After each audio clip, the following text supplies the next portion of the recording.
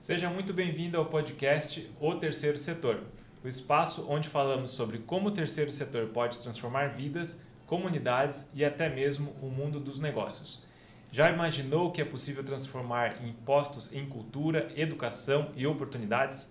Pois é, este é o nosso papo aqui. Eu sou o Fábio Martins, empreendedor na economia criativa, e neste podcast vamos explorar histórias inspiradoras de projetos sociais, culturais e esportivos que estão fazendo a diferença. Também vamos falar sobre como empresas podem se beneficiar ao apoiar essas iniciativas, seja fortalecendo sua marca, criando impacto positivo e até mesmo descobrindo um novo mundo para os negócios. E para iniciar essa série de conversas espetaculares, trouxemos aqui hoje o projeto Resgate, uma ação que já acontece em Joinville há 25 anos. Certamente esse projeto está entre as principais atividades sociais do estado de Santa Catarina e, quem sabe, do Brasil, né? E para isso eu recebo aqui os dois fundadores dessa iniciativa.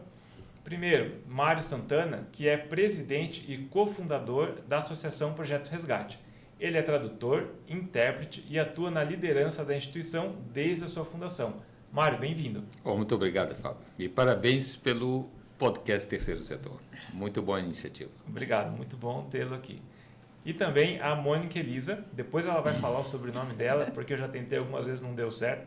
Ela é vice-presidente e diretora pedagógica do Projeto Resgate. Ela é empreendedora, educadora social, especialista em intervenção cognitiva e aprendizagem mediada. Ela é pedagoga e engenharia eletricista. Ô Mônica, eu sou uma pessoa multifuncional, tenho várias habilidades, mas eu perdi para você, que você tem um currículo extenso, né? É um pouco variado, mas elas se complementam, né? Muito obrigada por estar aqui, Fábio. Legal, eu que agradeço. Pelo convite. Bom, e nosso tema para esse primeiro podcast é como nasce e se consolida um grande projeto social. E para a gente falar isso, primeiro a gente precisa entender, né? Mário, o que é o Projeto Resgate? Qual é o objetivo? Quais problemas ele soluciona, onde ele atua e quais são as principais atividades? Ok. Bom, o Projeto Resgate é uma organização nascida e criada em Joinville, né? E nós começamos de uma forma muito simples, fomos ajudar uma família, ou seja, não éramos o Projeto Resgate, éramos pessoas, indivíduos que fomos reagir a uma situação que nos foi apresentada, uma família que precisava de ajuda. Eu sou carioca, né? E foi a primeira vez que eu vi pessoas pobres, né? Um ambiente de pobreza não associado ao crime, né? Então, para mim foi uma mudança de paradigma importante. E uma coisa puxa a outra, né? Ao mesmo tempo que nós encontramos pessoas pobres, nós encontramos pessoas que também queriam fazer a diferença. E nós vimos que nós tínhamos a capacidade de conectar essas duas forças sociais, né? Quem quer ajudar e não sabe como, quem precisa de ajuda e não sabe onde obter. Então, hoje, aí, porque como nenhum outro era da área social, da área da educação, nós começamos a fazer perguntas que tipicamente não se fazem, né? Então, por que essas pessoas são pobres, né? E as pessoas não existem indivíduos, né? Cada um com a sua própria história, mas elas estão conectadas por um modelo em que a pessoa é pobre porque nasceu pobre, porque o pai era pobre, porque o avô era pobre, né? Então, mas nós temos casos de pessoas que ascenderam, que passaram para condições melhores que seus pais tinham. E aí nós fomos tentar entender o que acontece aí. Nesse movimento, a educação de qualidade é um elemento determinante. Sim. E educação, de novo, é uma coisa muito ampla, mas tem um fator que é facilmente reconhecível: a escola de qualidade. Então, e a escola de qualidade, a escola de qualidade que é capaz de tirar você de uma situação para a próxima, ela também é cara, né? Com certeza. Então, nós fomos atrás, tivemos uma ideia, e se nós ajudássemos pessoas, se essas crianças, algumas crianças pudessem estudar em boas escolas, em escolas particulares, e E olha que nós temos em Joinville uma rede pública de ensino que é referência. Que né? é referência, né? É. Mas também tem endereços, né? Sim. Assim, sucesso e fracasso tem CEP diferente. Então, onde os resultados da rede pública são piores, é onde também há um conjunto de indicadores socioeconômicos ruins. Sim. E eles todos, de alguma maneira, afetam as crianças e tudo isso deságua na frente de um professor numa sala de aula com 35 alunos. Então, a escola vai sempre acrescentar a partir da base que existe. E deixa eu complementar, tem detalhes que passam despercebidos para a gente que não vive essa realidade. Eu vou citar uma vivência que eu tive. Eu fui a São Paulo com a Faculdade de Arquitetura, na época eu estudava arquitetura, visitar um conjunto habitacional. Uma estrutura arquitetônica belíssima, pensada para essa finalidade, onde tirou da favela pessoas, né, e deu a moradia. E aí eu me deparei com uma situação que eu nunca tinha pensado. O fato da pessoa não ter um endereço fixo limita várias oportunidades na vida. Sim. Ela não consegue ter um emprego, muitas vezes não consegue se matricular numa escola, porque para se matricular à escola você precisa pertencer a uma região, você precisa ter um endereço. Então, essas crianças muitas vezes que estão nessa situação, elas não têm o básico que para a gente é tão óbvio, né? Tão óbvio você ter um endereço que você nem pensa nessa situação. Eu nunca pensei nisso, que não ter um endereço poderia causar uma situação como essa, né? E, enfim, e assim tem vários outros desafios, né? Lacunas aí que vocês vão resolvendo. E curiosamente, aí quando nós fomos procurar essas bolsas de estudo, nós fomos com 5 escolas, porque queríamos 5 vagas. Bolsas, né? Certo. Aí quando vieram as respostas, nós tínhamos 42 bolsas. Olha só. Então, assim, aí nós fomos atrás dos 42 alunos e descobrimos que eles existem, e que eles existiam e eles entraram na sala de aula. Aí nós começamos a entender que haviam outros gaps, né? Então, nós começamos a preencher esses gaps, que eram livros e apostila, porque estudar de graça pode ser caríssimo, né? Sim. Transporte. Não basta a bolsa, né? Não. Porque não adianta você dar a bolsa se essa criança não tem como chegar até a escola. Exato. Então, e curiosamente, o que você descobre é que há uma grande quantidade de recursos subutilizados, ociosos, e muitas necessidades que não são atendidas. Então, o nosso trabalho principal é conectar recursos a necessidades, né? E de uma forma que esse encontro produzam resultados proveitosos para todos. E isso é importante, para todos, né?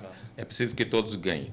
E esse movimento reduz uma das principais chagas da sociedade brasileira, que são os contrastes sociais, né?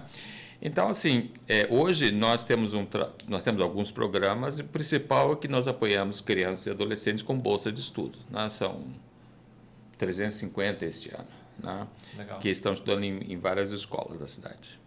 É um número bem expressivo, né? 350 crianças. Isso. E isso impacta, vocês têm uma perspectiva de quantas famílias, são 350 famílias, né?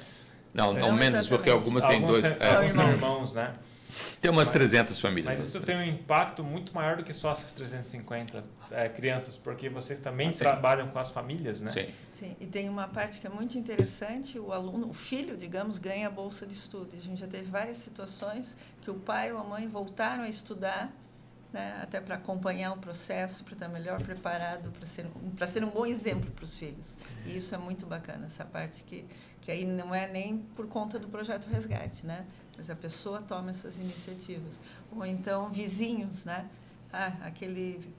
Eu estudo numa escola particular, o vizinho vê que ele está lá, ele também começa a ir atrás de uma bolsa de estudo e estudar mais. Tem várias histórias desse tipo. Eu acho que você consegue ampliar o olhar, né, dessas pessoas. Quando você dá acesso a lugares que ela nunca pensou que entraria. A pobreza, ela é multidimensional, né? assim como a riqueza, né? Porque os seres humanos são tipo, multidimensionais. Então, a dimensão econômica, a dimensão financeira, né? Quanto dinheiro você tem, ela é fácil de medir, né? Mas existe isso que você falou, né? A dificuldade a pobreza do que a sua visão alcança, a pobreza do seu repertório, a pobreza das suas relações. Quantas pessoas diferentes de você conhece, né? Então, todas essas coisas se compõem e resultam num estado, né, em que muito é determinado por onde você nasce, em que família você nasce. Sim. O que eu acho muito bacana do Projeto Resgate é que vocês conseguem, além de proporcionar essa bolsa e dar uma estrutura para essa criança ter acesso a uma educação de qualidade, é que vocês conseguem colocar essa criança em contato com pessoas que já são bem-sucedidas, né? Então, desde empresários a diversos ramos de atuação, e isso amplifica o olhar, né? Essa criança começa a entender o mundo de uma forma diferente. E essas outras pessoas também.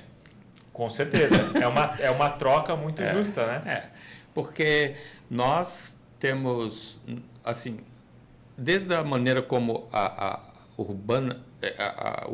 cidade está organizada, né, do ponto de vista urbanístico, né, ou até mesmo como as nossas atividades, nós não nos encontramos mais. Quando a gente morava em pequenas cidades em que só tinha uma padaria, todo mundo ia naquela padaria, né? E as oportunidades surgiam, e é assim que acontece nas pequenas cidades, desses encontros. Mas conforme as cidades crescem e, curiosamente, aumenta a densidade demográfica, os contatos se diminuem, né? São algumas contradições importantes. Então, nós temos que estar atentos a isso para para diminuir as perdas que a urbanização traz, né? Esse é um problema bem complexo, né? Muito complexo. Porque a urbanização, essa questão urbanística, muitas vezes joga para a periferia justamente quem precisaria estar no centro, tendo os recursos que um centro da cidade oferece. Né? Mas o valor dos imóveis faz com que essas pessoas vão para uma periferia onde elas passam a ter menos acesso, ainda menos acesso. E aí começam a construir essas bolhas, né? Onde o pobre vive com o pobre e o rico vive com o rico. E um não consegue enxergar a realidade do outro, enquanto um é necessário para o outro. Né? E nós temos muito mais em comum do que diferenças, né? Isso foi uma coisa que a gente fez, porque no início a gente tinha a nossa sede dentro do bairro, né? Na periferia. E a gente percebeu que precisava trazer eles para o centro também, justamente para conhecer, para ver outros ambientes, para frequentar outras coisas, e foi acertado, né? Hoje a nossa sede fica no centro da cidade, tem alunos de vários bairros, facilita para eles, né, para os voluntários, mas um dos objetivos no início dessa transferência foi justamente isso também, dar a eles a oportunidade, né, de estar próximos de outras realidades. Porque você nunca escolhe o que você não conhece, né? Isso. E isso também acontece lá no Instituto Arte Maior, onde eu atuo como diretor, que nós atendemos crianças, temos as bolsas, e nós, desde o início desse programa, nós escolhemos trazer as crianças até a escola.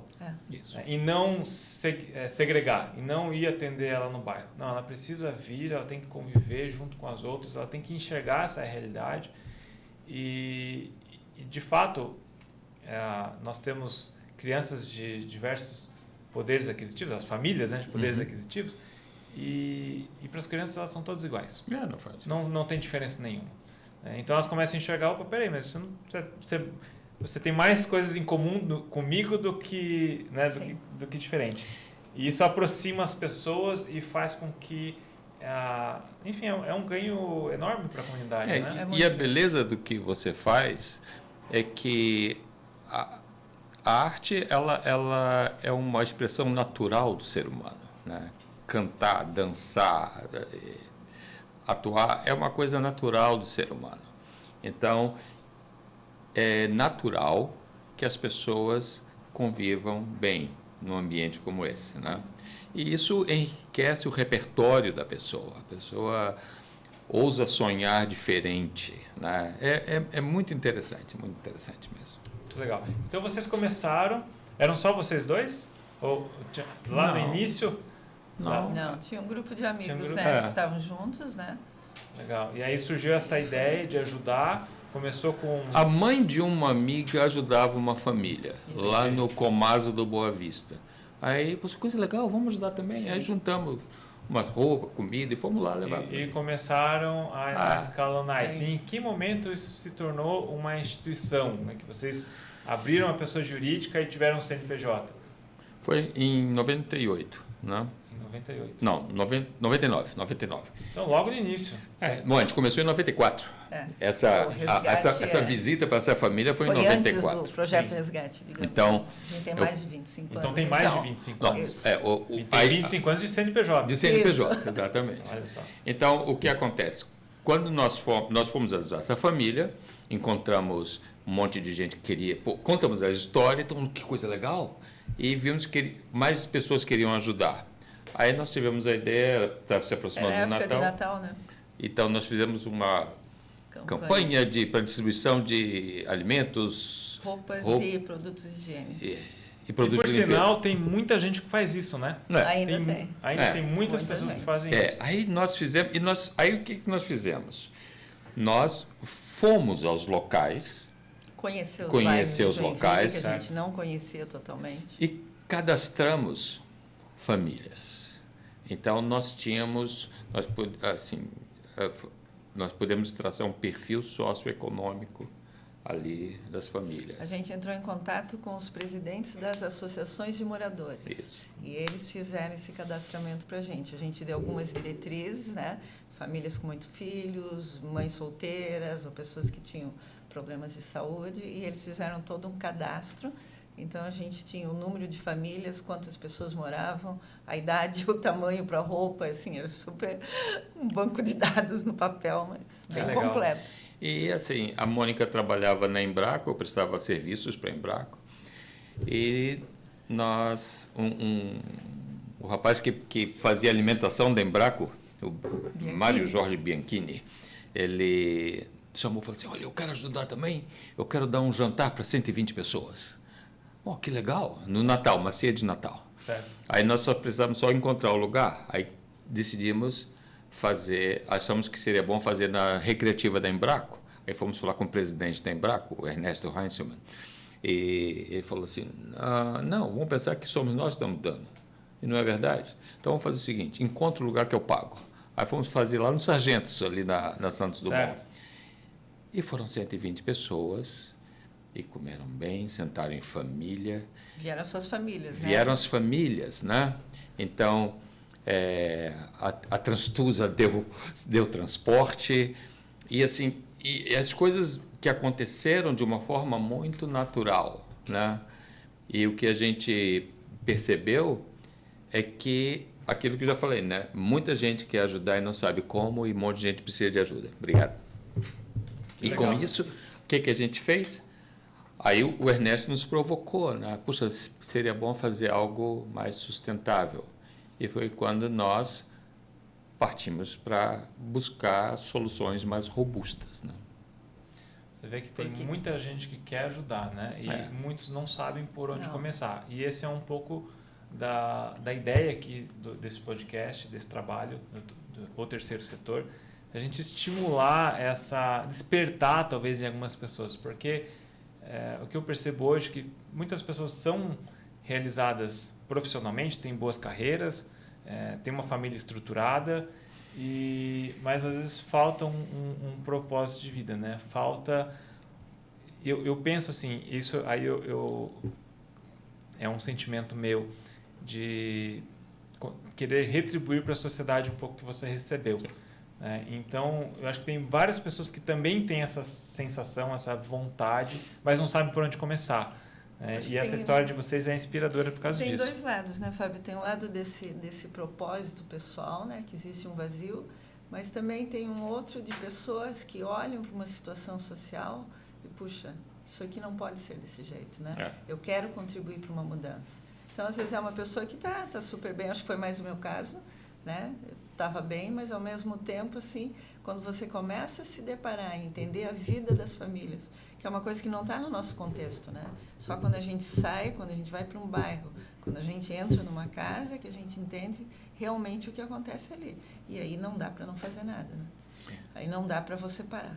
Então, e essa coisa de delegar para governos, não importa qual é o partido dele ou não, assim, não cabe ao governo fazer aquilo que é um dever da sociedade. É uma responsabilidade que cada geração tem pela próxima. Né? Exato. Então, o cidadão achar que chegar lá, votar a cada 2 anos e deu, é isso, pronto. E você vê que os países mais desenvolvidos, eles não delegam isso né, de 100% para o governo. Eles assumem muito. Você vê isso muito nos Estados Unidos, né? Como eles assumem esse impacto na comunidade, voluntariado, né? De fazer, cada um fazer a sua parte, e como eles sentem essa gratidão e a necessidade de devolver. É muito comum nas universidades americanas, a pessoa que tem depois uma carreira de sucesso, ela volta na universidade e contribui financeiramente, porque ela entende que ela só chegou lá pelo caminho que ela trilhou, né? Pelo que a universidade proporcionou para ela. E elas não fazem isso porque são ricos. Eles não fazem isso porque são ricos. Eles são ricos porque fazem isso.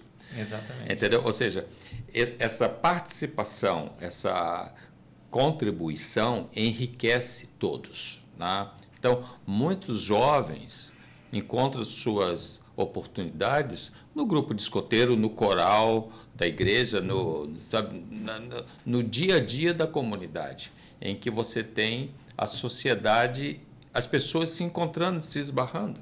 Entende? E isso não é apenas uma opinião, isso está estudado, isso está catalogado, isso está... existe muito... Robert Putnam é um professor de Harvard que ele escreveu vários livros sobre isso, e o que ele chama de capital social, que é o valor econômico das relações sociais. Quem você conhece, com quem você convive. Né? Então, assim, diz que você é a média das 5 pessoas mais próximas de você. Quem são essas 5 pessoas? Né?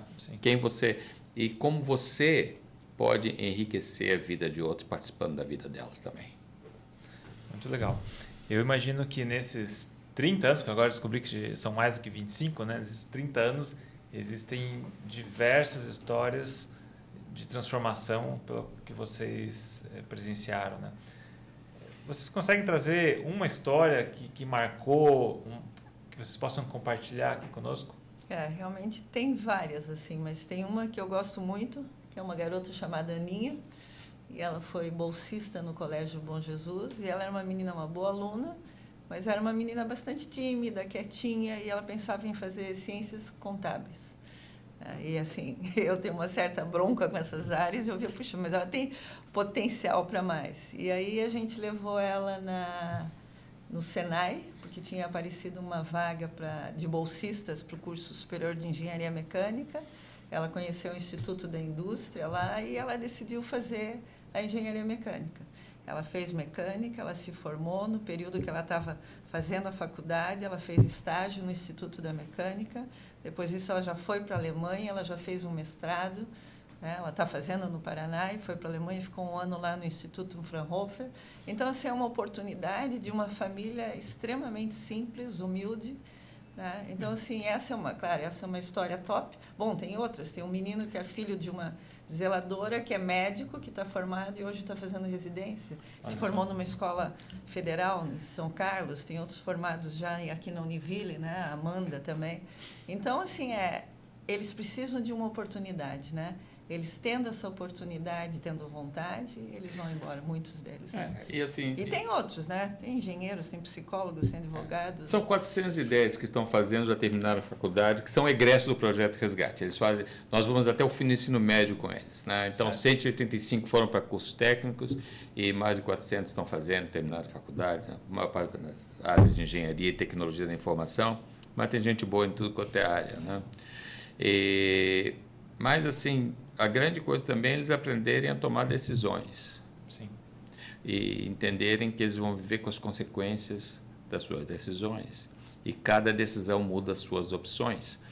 Então, isso é transformador. Mas eu acho assim que as vidas que mais profundamente foram transformadas são daquelas pessoas que estão tornando isso possível. Né? Eu acho que especialmente as nossas. Né? A nossa vida mudou muito, né? Porque uma vez eu comentando com a Mônica, assim, Mônica, eu acho que nós passamos o último retorno. Ela falou assim, eu acho que já teve um retorno? Então, assim, para nós transformou uma vocação, um chamado nas nossas vidas, né? Deixa só, eu acho que talvez não ficou claro ainda para as pessoas o que exatamente a gente faz, né? Porque, então, tem um apoio para os alunos bolsistas, né? Esse apoio material, mas para que eles possam fazer essas escolhas e essas necessidades, a gente tem uma série de atividades lá onde os alunos participam, né? Então, nós temos para os alunos do ensino fundamental a formação de valores, né, que tem muito a ver com fazer as escolhas, ele se relacionar bem com ele mesmo, com os outros e ter um papel ativo na sociedade. Então, cada um desses alunos do ensino fundamental, a cada ano, ele também faz um trabalho social numa comunidade que ele escolhe, né, a turma dele. A gente tem todo um outro lado levado para a educação, na parte da tecnologia mesmo, né, o STEAM. Então, eles têm experiências com robótica, programação de aplicativos. Esse ano a gente está entrando com a inteligência artificial para eles, para despertar o interesse para essas áreas, porque aqui em Joinville a gente tem UFSC, UDESC, IFSC, ótimas universidades gratuitas, e às vezes o aluno não vai porque eu não gosto de matemática. E às vezes ele não gosta porque ele teve um professor de matemática que não foi legal. Então, ele pode experimentar algumas coisas para ver se realmente gosta ou não. Além disso, desenvolver o raciocínio lógico dele, né? Que essas atividades contribuem muito para o desenvolvimento. Depois, para os alunos do ensino médio, a gente tem o Think Tank, onde eles, juntos com mentores, resolvem um problema de relevância para a sociedade. Então, eles aprendem a trabalhar em equipe, né? A ter ideias, a entender causas raiz de problemas e solucionar. É um baita preparo para eles, né, em termos de mercado de trabalho, né, futuramente. Os mentores que trabalham com eles também se desenvolvem como líderes, porque não é fácil pegar 8 adolescentes, motivar, engajar, produzir, não mandar, né? Então, é um desenvolvimento bem legal. E o terceirão, a gente tem um programa chamado O Meu Próximo Passo, onde ajuda eles a fazerem escolhas mais assertivas, né? Okay, o que eles gostam, o potencial, o talento, entender o mercado de trabalho, entender diferentes profissões, para ser um pouquinho mais fácil essa transição, digamos, né, para a vida adulta, né? E, além disso, tem atividades que não são assim tão... Hoje é mais como um suporte, né, mas tem artes, tem educação financeira, uma série de outras coisas que ainda são mais pontuais, né? Não é exatamente um programa, né? E temos também o Parceiros da Educação, né, que está começando esse ano. Muito legal. Vocês trabalham, um trabalho na educação, né? Agora, eu acho que eu resumiria isso tudo que vocês fazem em ajudar as crianças e adolescentes a enxergarem as oportunidades. Isso. Porque oportunidades existem para todo mundo.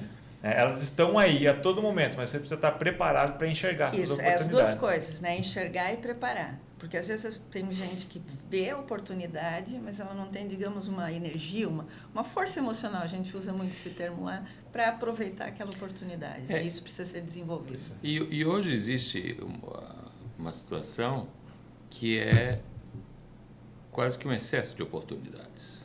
Também. Né? E isso gera uma certa paralisia. A pessoa...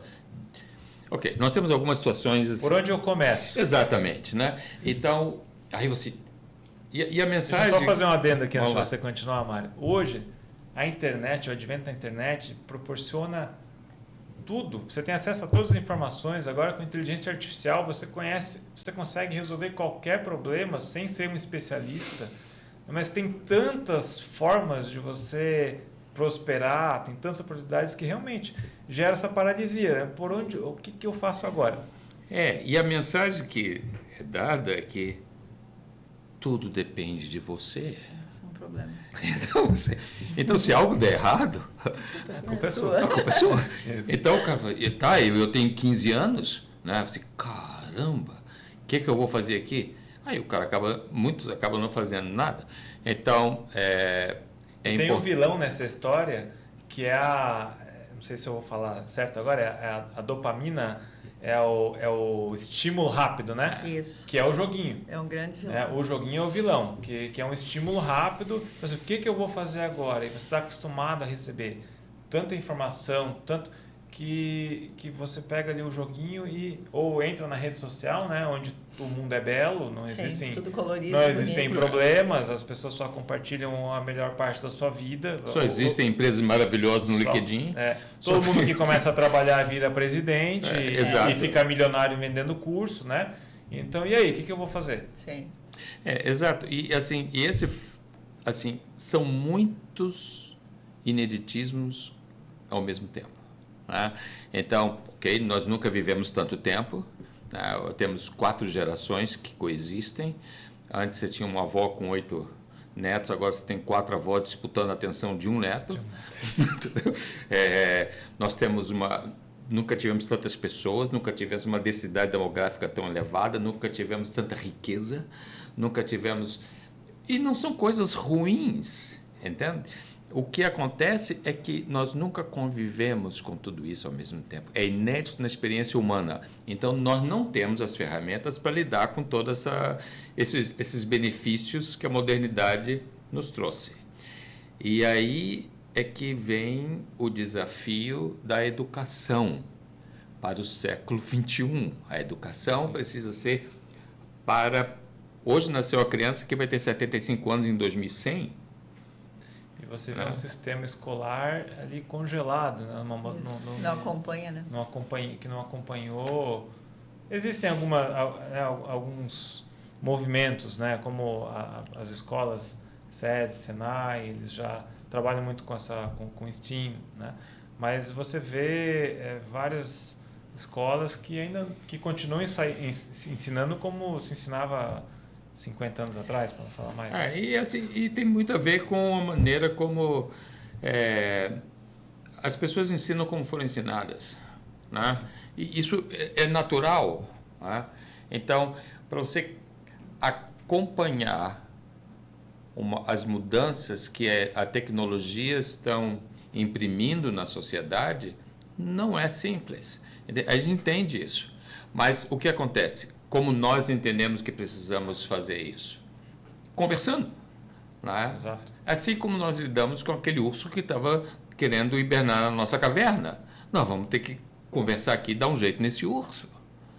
Então, hoje, nós vamos ter que conversar para entender como podemos nós mesmos lidar com as dinâmicas socioeconômicas que existem e ajudar os jovens a fazer o mesmo, né? Porque nós vamos ter, em breve, toda uma geração que foi criada com uma dose cavalar de dopamina, ok? Como vão ser os filhos dessas crianças? Essa é a preocupação. Entendeu? É uma responsabilidade geracional que temos que entender que existe sobre nós, né? Muito bom. Olha, esse papo está muito bom e eu tenho certeza que a gente podia ficar filosofando aqui o resto do dia, né? Mas eu vou puxar para a nossa temática e eu queria perguntar o seguinte: o trabalho de vocês é de extrema relevância, isso não há nenhuma dúvida, né? Como é que faz para manter esse negócio de pé? Como é que se sustenta isso? Quais são as principais dificuldades para conseguir o recurso para promover esse trabalho que vocês fazem? Bom, assim, nós trabalhamos, boa parte dos recursos que nós usamos não são financeiros. Né? Então, por exemplo, vamos lá. Quando uma escola dá uma bolsa, né, ela cedeu um espaço. Fábio, você vai estudar aqui nessa carteira da 7ª C. E é isso. Não há dinheiro envolvido. Quando Gideon e Transtusa dão os passes para os meninos irem para a escola, eles... são recursos importantes, que não é dinheiro que passa pelo Projeto Resgate. Sim.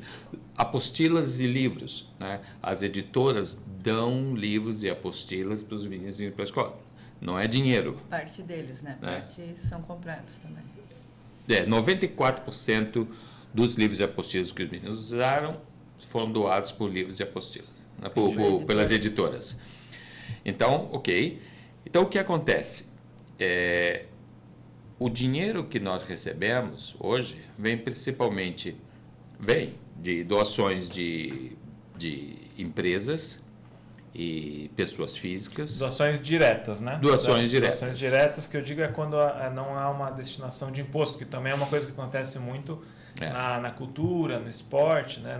No assistencialismo, né?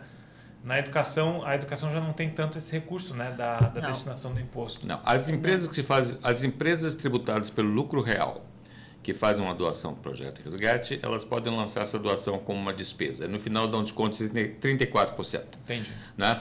Agora, nós também temos, assim, este ano, em 2024, nós tivemos 2 projetos que foram incentivados pelo Fundo da Infância e da Adolescência. Né?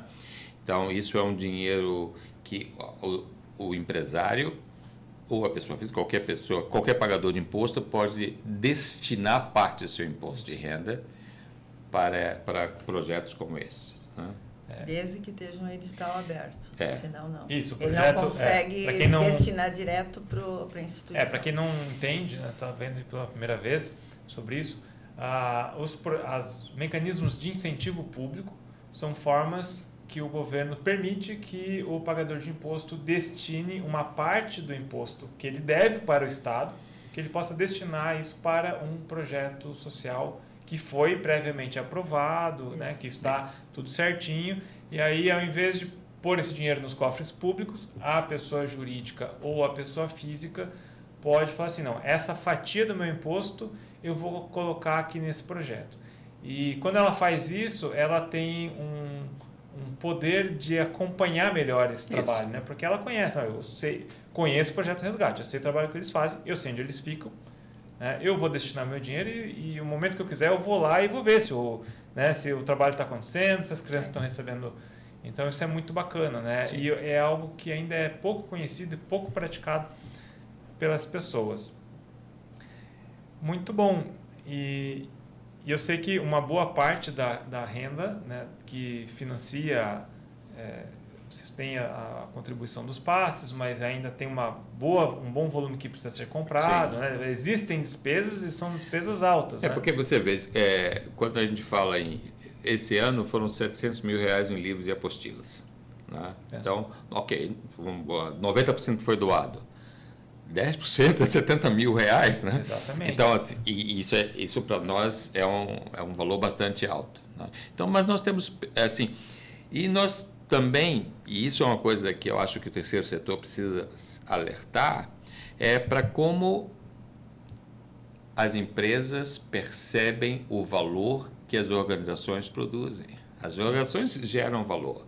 Então, nós temos um programa que é o Think Tank Resgate, que ele tem mentores. Né? Então, os jovens fazem equipes para resolver problemas de relevância para a sociedade e tem mentores. Esses mentores são os profissionais da nossa empresa, dos nossos parceiros, as empresas parceiras. Sim. Mas nós desenhamos de uma forma que eles desenvolvem habilidades de liderança. Então, o que acontece? As empresas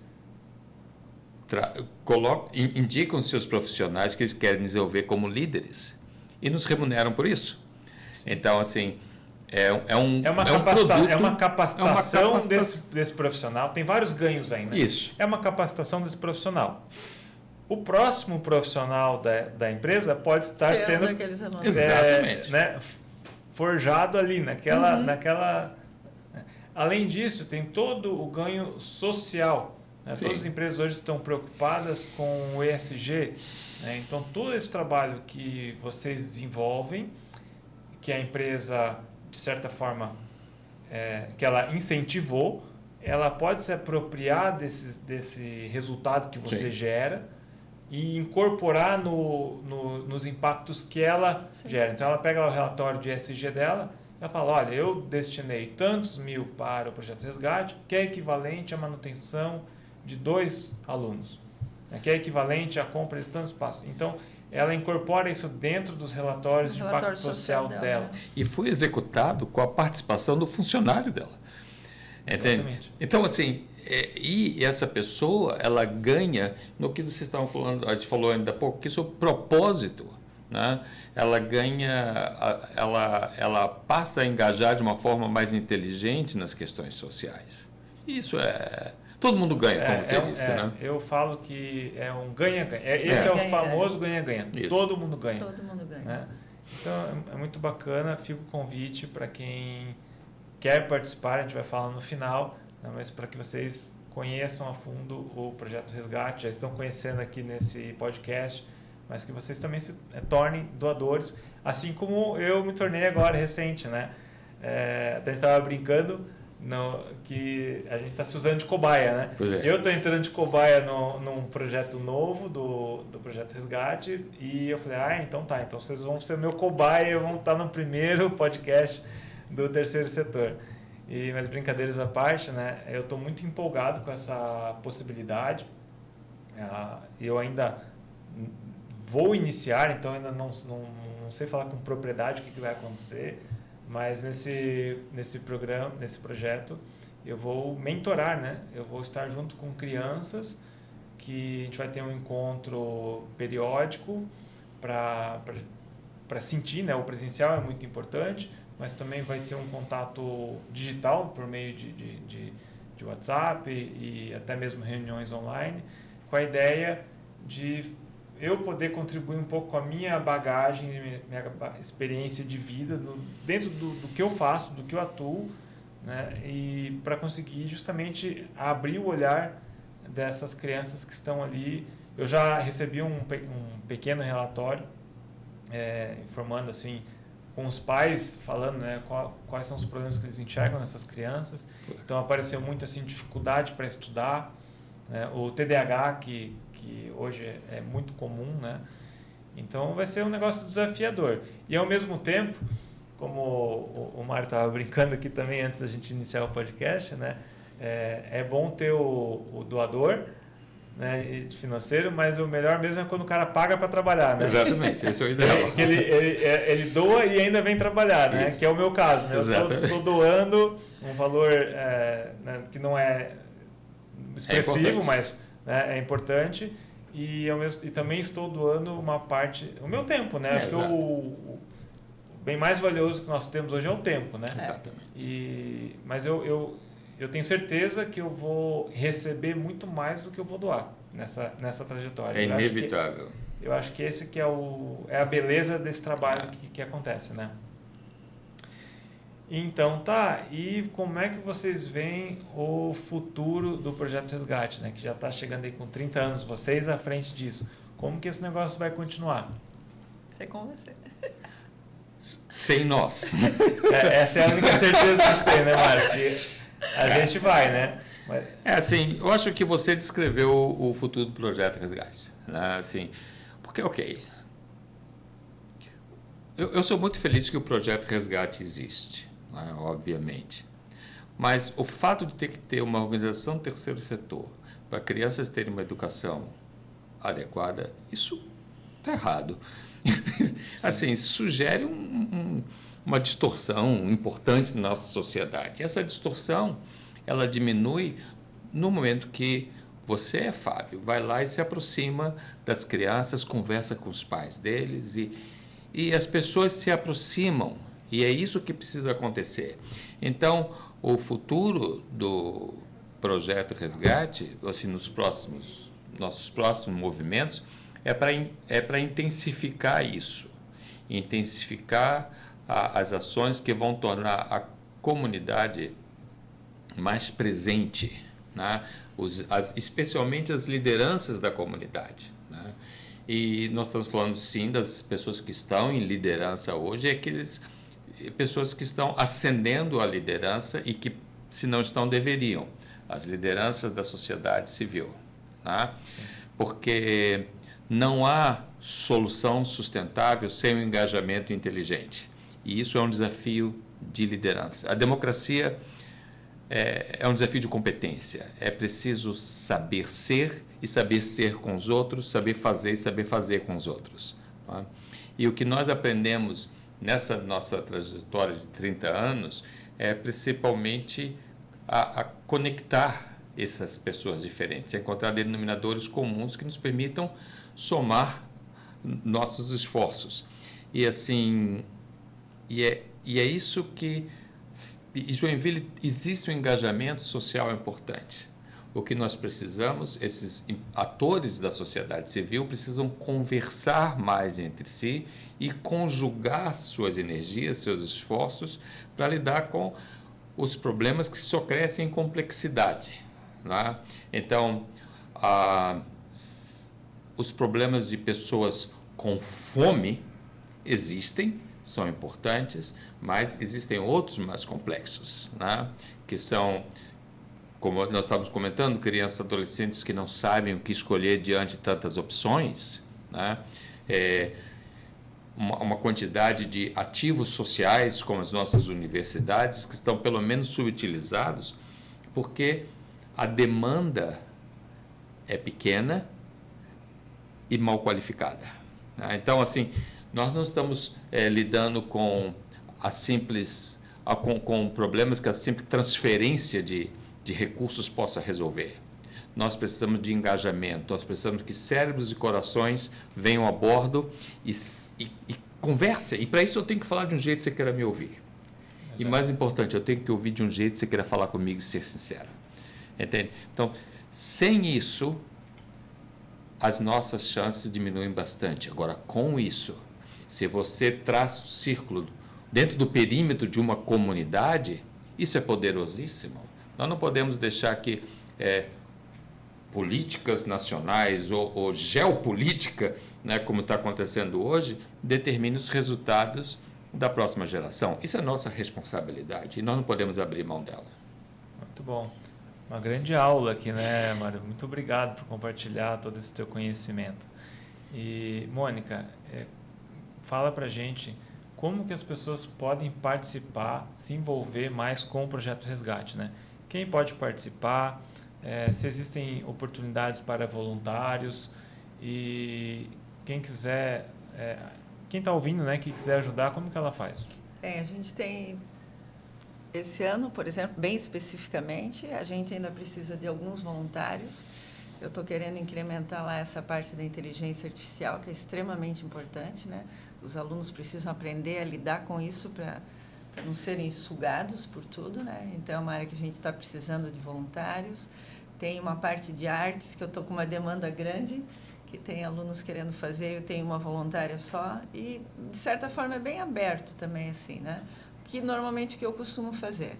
Quando a pessoa nos procura para fazer um trabalho voluntário, eu entendo o que ela gostaria de fazer e eu entendo quais são as nossas necessidades. E juntos a gente encontra um objetivo comum ali e normalmente funciona muito bem, né? Sim. E tanto questões de faixas etárias, eu gosto muito de ter, por exemplo, eu tenho vários universitários lá e muitas vezes colocar eles com uma pessoa um pouquinho mais madura, porque o jovem ele traz, assim, em termos de criatividade e inovação, uma porção de coisas muito interessantes para o nosso público.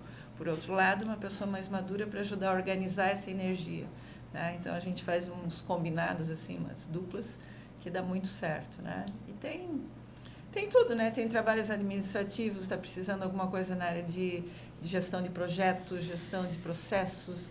Tem diversas formas, né? Então, pessoas que podem atuar diretamente com os alunos e tem um trabalho por trás das cenas que também tem espaço para ser feito. E né? ajudar com recursos financeiros. E financeiro, né? Também. Porque quando nós começamos isso, nós éramos 30 anos mais jovens, agora nós estamos 30 anos mais velhos. Né? Então, nós temos que fazer a nossa sucessão.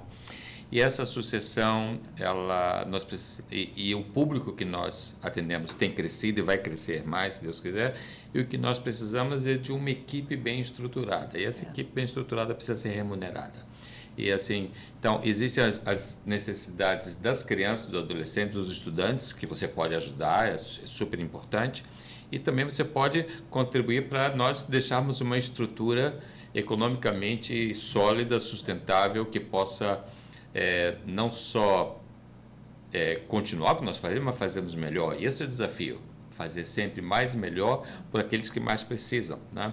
E a vantagem de pessoas jovens, né, como você, como outros, é que vocês estão muito mais próximas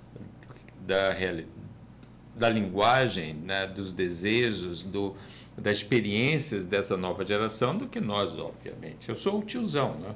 né? Então, eles olham para você e veem você alguém, um jovem bem-sucedido, tá, pô, eu quero ser que nem o Fábio. Né? Ou ver aquela estudante de engenharia elétrica, né, de cabelo azul, um troço pendurado no nariz, toda ilustrada, eu quero fazer isso também.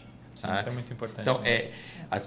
é muito importante que nós conectemos os que estão próximos.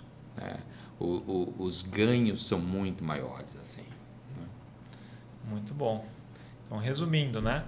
Pode participar quem quer ser voluntário, pode participar destinando, pagando ali um valor que você mesmo escolhe, né? Destinando um pouco de recurso direto, e tem o pagar para trabalhar também. Né? Isso, esse é o bom, né? Esse é o bom.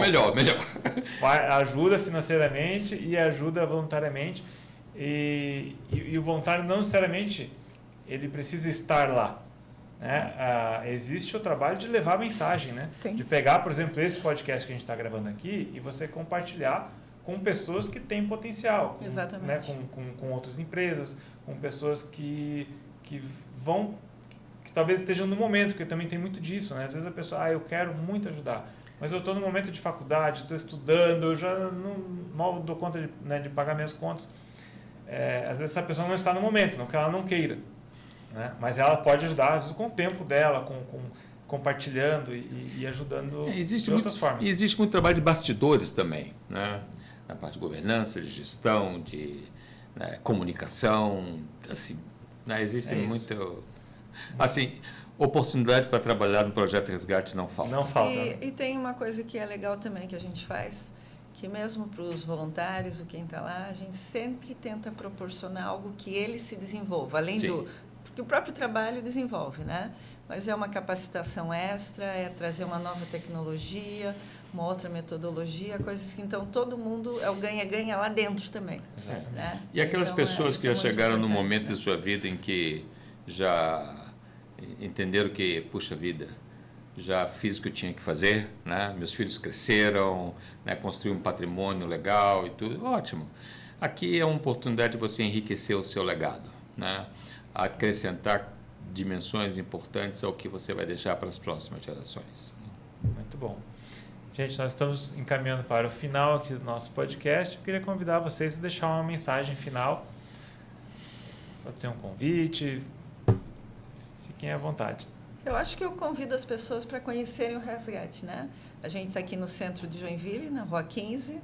É só marcar, mandar uma mensagem, porque eu acho que nada como ir lá ver, conversar às vezes com uma família ou conversar com as crianças e entender o que acontece. A gente aqui falou de muita coisa, mas tem muita coisa que a gente ainda nem falou, nem tocou, né? Então é bastante amplo e eu acho que valeria a pena, né? A gente está super aberto. E a outra coisa também de compartilhar conhecimento, né? Talvez esteja alguém que esteja à frente de uma OSC, está começando um trabalho voluntário, a gente pode sentar, trocar figurinhas também. O terceiro setor precisa se ajudar. A gente, né? exatamente, se é um caminho pouco conhecido e com muitos detalhes, né? Sim. E o terceiro setor tem essa característica, né? As pessoas, está todo mundo ali em prol de algo maior. Então, Isso. você sempre é bem recebido em qualquer pessoa que trabalha com social, naturalmente já recebe as outras pessoas bem, porque é um trabalho coletivo, não tem outra forma. E se me permite, assim, eu acho que o terceiro setor, muitos entendem como filantropia e como assistência social, e tem isso. Mas o terceiro setor é o nome que se dá às organizações da sociedade civil, que tem um papel muito importante na estrutura da sociedade. Tá? Assim, são organizações que reúnem as vozes de cidadãos e cidadãs que querem participar. Entende? E existem contribuições econômicas importantes que essa... Ok, você faz parte da economia criativa, né? Isso é um setor da economia que precisa ser desenvolvido, entende? E isso não há nenhum romantismo nisso. É um bom negócio, é importante, E é muito bom para as pessoas, né?